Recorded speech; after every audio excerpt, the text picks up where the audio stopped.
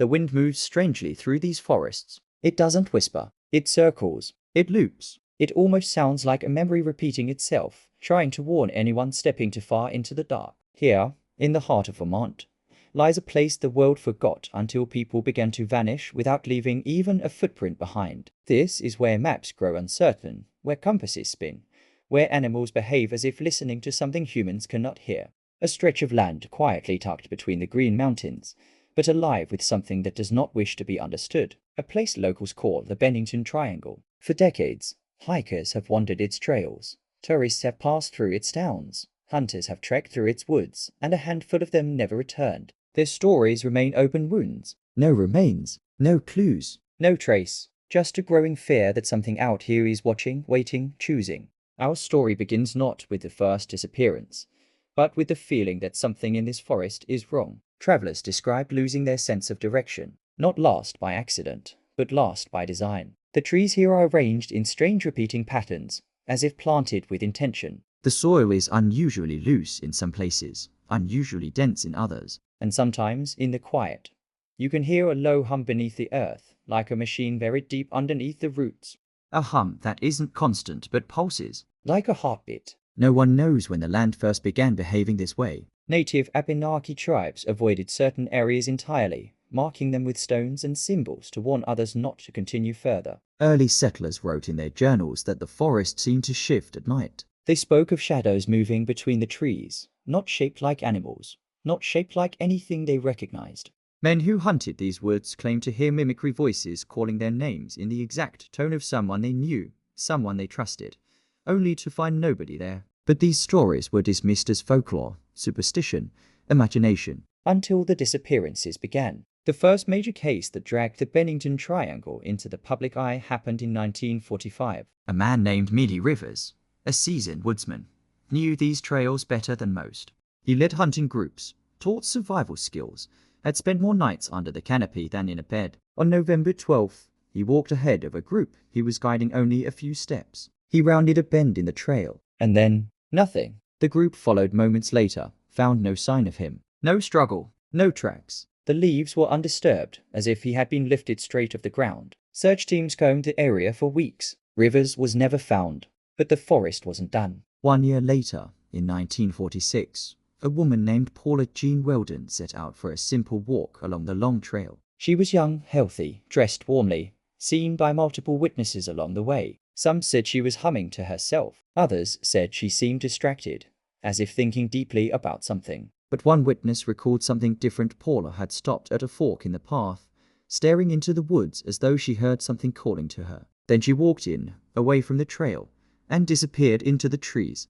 Her case became one of the most heavily searched disappearances in Vermont's history. No clothing, no footprints, no blood, no remains, nothing. It was as if the forest swallowed her. Then came 1949. A student named James Tetford boarded a bus heading home. He was seen sleeping in his seat by passengers. The bus made several stops. When it arrived at his destination, Tetford was gone. His luggage was still on board. His bus ticket, his belongings, even the open timetable he had been holding. But no James. There was no place for him to leave the bus without being seen. Yet he vanished as though stepping through a thin crack in reality. By now, locals spoke openly of something wrong in the forest. Not just vanishing strange lights seen floating above the trees at night. Machinery-like sounds rumbling underground. Sudden temperature drops. The feeling of being watched even when alone.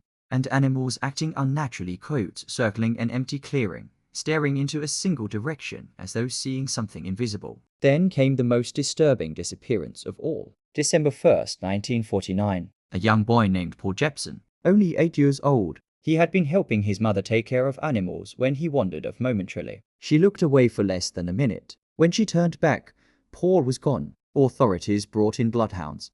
The dogs followed the boy's scent, straight to the edge of the forest. Then the scent abruptly stopped. As if he had stepped through something the dogs could not follow. As if the forest had erased him mid-step. The final case of the Bennington Triangle wave came in October 1950. A woman named Frieda Langer, an experienced hiker familiar with the area. She slipped into a stream, got her clothes wet, and told her cousin she'd run back to camp to change. A short walk, safe, familiar. She never made it. This time, Her remains were found 7 months later in an open clearing that had been searched multiple times. The body showed no cause of death, no signs of decay consistent with being out in the open, as if the forest returned her only when it was done. At this point, investigators, journalists, hikers, and amateur explorers began asking the same question. What exactly is happening inside this forest? Some believe the disappearances were the work of a serial predator, human or animal, but no evidence suggested such. No tracks, no scat, no claw marks, no signs of struggle, and no two victims shared similar profiles, ages, or routines. Others believed the region contained natural anomalies, sinkholes, crevices, hidden caves. Yet exhaustive searches turned up nothing. Then came the theories that people whispered but rarely said aloud. Some said the forest here sits on top of magnetic anomalies that tamper with compasses, distort sound, and disorient travelers until they walk in circles. Some said the land itself is cursed, marked by something ancient that still lingers beneath the soil. A few believe the triangle sits on a tier between worlds, a weakening veil that sometimes opens just wide enough for a person to slip through. And some believed something lives here, something sentient. Reports from hikers over the years support this idea. They speak of hearing footsteps behind them, timed perfectly with their own, of seeing a figure standing between the trees, tall, thin, unmoving, and when they blinked, it was closer. Not walking, not stepping, just appearing. They describe a low-frequency vibration in the chest, as if the forest breathes around them. They recall feeling their thoughts not quite belonging to them anymore, forgetting where they are, forgetting why they came.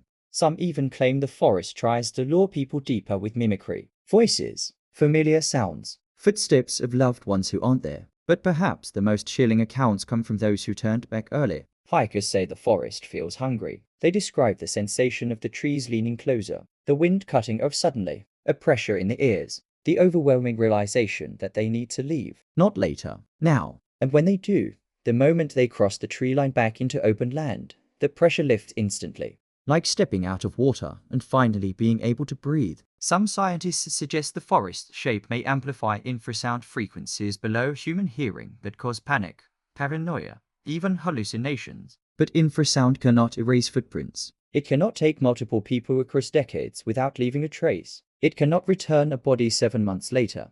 So what can? Today, the Bennington Triangle remains unsolved. The forest stands unchanged, though locals still warn hikers not to go alone, not to stray off marked paths, not to follow voices calling from the woods. At night, the area is eerily quiet. Too quiet. Birds fall silent. Crickets stop chirping. The wind dies. And for a moment, it feels like the forest is listening, waiting, maybe choosing. Whatever happened to the missing, only the forest knows. And it has never been willing to share. Until someone disappears again.